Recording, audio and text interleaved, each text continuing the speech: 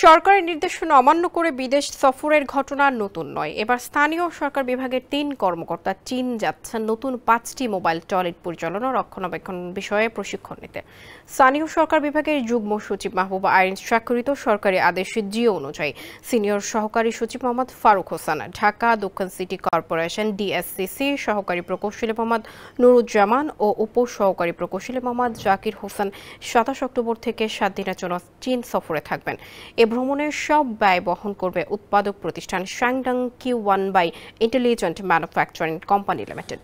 স্যান্ডেলিনা সো, রূপচর্চায় আভিজাত্য।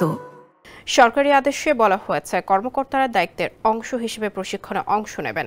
তবে প্রধান উপদেষ্টার কার্যালয় দীর্ঘদিন ধরে নির্দেশ দিয়ে আসছে, কোনো ঠিকাদার বা সরবরাহকারী প্রতিষ্ঠানের অর্থায়নে সরকারি কর্মকর্তাদের বিদেশ ভ্রমণ পরিহার করতে হবে। বিশেষজ্ঞরা বলছেন, ঠিকাদার বা উৎপাদক প্রতিষ্ঠানের ব্যয় বিদেশে ভ্রমণ অনৈতিক এবং স্বার্থ সংঘাতের সৃষ্টি করে।